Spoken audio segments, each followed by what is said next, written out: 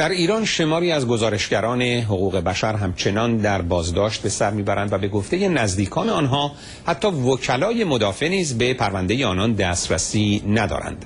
نوید خانجانی که به تازگی از زندان اصفهان به اوین منتقل شد، از بنیانگذاران جمعیت مبارزه با تبعیض تحصیلی است که خود به دلیل اعتقاد به آیین بهایی از تحصیل در دانشگاه محروم شده است. حسام میثاقی عضو کمیته گزارشگران حقوق بشر به پرسش‌های همکارم ماه منیر رحیمی در این باره پاسخ داده است. 11 اسفند حدود ساعت 11:30 شب 6 الی 7 مأمور امنیتی به منزل ایشون اومدن و پس از تفتیش منزل و ضبط یک سری وسایل شخصی مثل کامپیوتر ایشون رو بازداشت کردن و مأمورین اعلام کردن که ایشون رو در دادسرای نیکبخت اصفهان نگهداری خواهند کرد و فردا به اوین منتقل خواهند کرد. فردای اون روز طبق گفته مأموران ایشون اون شب رو در سلول انفرادی به سر برده بودن. یعنی بازداشت موقت؟ بله، هیچ صحبتی نشده در مورد اتهاماتشون یا اینکه بازداشت ایشون چند ماهه هستن و دلیل بازداشتشون در دست است. خب آیا وکیلی براش گرفتین یا مقامات قضایی از اون طرف چی میگن؟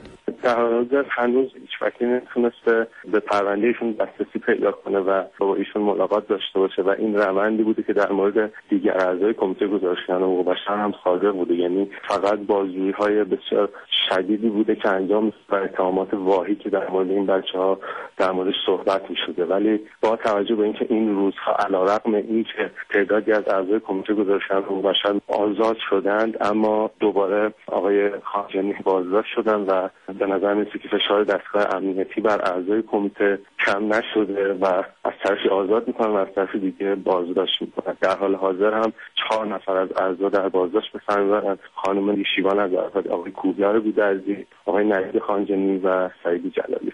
خب آقای میثاقی، از بهایی هایی که در شرایط نامساعد به سر میبرن چه خبر دارین؟ بله، از این که در تاریخ‌های 13 اسفند و 21 اسفند بازداشت شدن چند نفر مثل آقای علایالدین خانجانی که پسر آقای جمال خانجانی یکی از 7 مدیر سابق جامعه بهایی هستند، همینطور آقای پیام فنایان همچنان در بازداشت به سر میبرند.